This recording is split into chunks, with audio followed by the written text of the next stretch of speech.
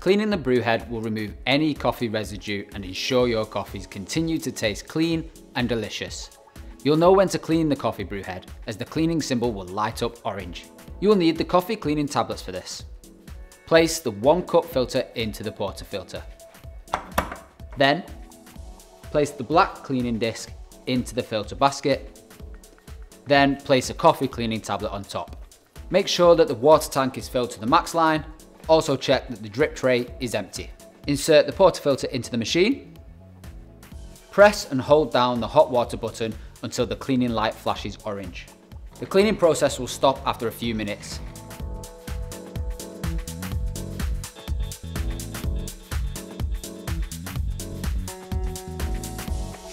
Now we give the brew head a rinse.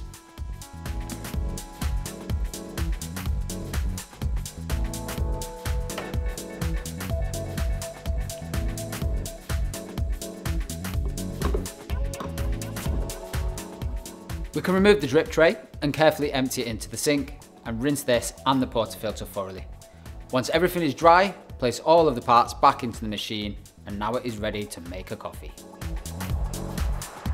Before cleaning the grinder, ensure the bean container is empty. You can either do this by grinding through and using the beans, or you can use a vacuum cleaner to remove them. Make sure the appliance is switched off. Turn the grinder collar anti-clockwise to the remove position and lift it off. It's very important to only do this when there are no beans in the grinder. Now the grinder burr can easily be removed by gripping the top handle. Clean the burr with a brush. Before replacing the top burr, it's very important to ensure there are no beans or coffee ground in the way. Use a vacuum cleaner to remove any coffee residue. Once the burr is back in place, check it sits nice and flat before turning the collar back to the grind numbers. Watch the burr to ensure that the collar catches it and pushes the burr back down into place. Turn the selector dial back to the original grind setting that you have chosen. Make sure the burr is properly in place by pulling on the handle. If it's incorrectly, it will not move. Regularly wiping the bean container when it is empty of beans will remove the oils left behind by the coffee beans. If the coffee bean residue is stubborn, remove the bean container when empty. Then rinse the bean container in warm water and dry thoroughly before replacing on the machine. When replacing the bean container, make sure that it is locked into place correctly before adding beans. Cleaning the tamp station will make sure that the coffee tamp is always flat and even. If the tamp gets wet, it could remove some of the coffee from your dose, causing unpleasant extractions.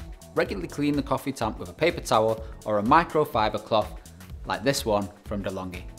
Particularly when the humidity is high, the coffee grounds that seem dry are incredibly sticky. Regular cleaning of the coffee tamp and the grinder chute will ensure that the settings you have chosen stay accurate and you always have the freshest coffee coming through.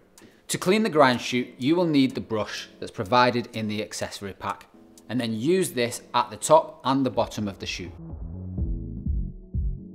Using a warm damp cloth to gently wipe your machine, just give it a nice thorough rub, getting away any of those marks. And then once you're satisfied, just using a microfiber cloth, buff out any of those little marks, any residue, get it shining nice. You'll have your machine looking great. Each time you create milk with the steam wand, you need to clean it with a clean damp cloth. And then point the wand into the drip tray and purge steam for a few seconds. This will keep everything clear and working beautifully. For a deeper clean, use a clean damp cloth and wrap it around the wand. Activate the steam for about 20 seconds.